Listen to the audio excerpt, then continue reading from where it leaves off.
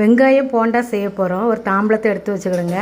ஒரு 5 வெங்காயம் நீளமாக கட் பண்ணி வச்சுருக்கோம். நீளமாக அதை சேர்த்துக்கிடலாம். இலை மல்லியெல்லாம் கட் பண்ணி வச்சுருக்கேன், அதை சேர்த்துக்கிடுங்க. மிளகாத்தூள் ஒரு 2 ஸ்பூன் சேர்த்துக்கிடுங்க. கொஞ்சம் காரமாக இருந்தால் தான் நல்லாயிருக்கும். சோம்பு அரை ஸ்பூன் சேர்த்துக்கிடுங்க. இஞ்சி பூண்டு 1 ஸ்பூன் சேர்த்துக்கிடுங்க. தேவையான அளவு உப்பு போட்டு நல்லா பெசரிக்கிடணும். வெங்காயத்தையும் மிளகாத்தூள் எல்லாம் மிக்ஸ் ஆகணும். அந்தளவுக்கு நம்ம பிசைஞ்சிக்கலாம். இதில் தண்ணி விடும். அதுக்கப்புறம் தான் நம்ம மாவுலாம் சேர்க்கணும். நல்லா பிசைஞ்சாச்சு பாருங்கள். நல்லா தண்ணி விழுது பாருங்கள். நம்ம தண்ணி எதுவுமே சேர்க்கலை. நல்லா இந்த வெங்காயத்தோட தண்ணி தான். இதில் இப்போது 1 கப்பு கடலை மாவு சேர்த்துக்கிடுங்க. அரை கப்பு அரிசி மாவு போட்டுட்டு நல்லா மிக்ஸ் பண்ணணும். தண்ணி பத்தனால லைட்டாக தண்ணி தெளிச்சுக்கிடணும்.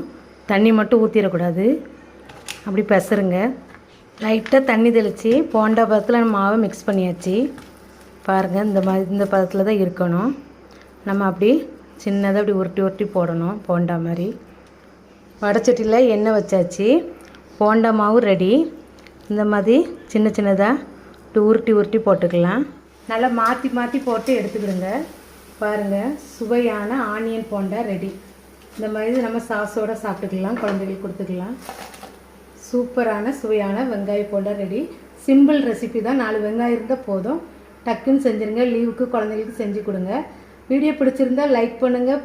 புஷ்பா குக்ஸுக்கு சப்ஸ்கிரைப் பண்ணுங்கள்.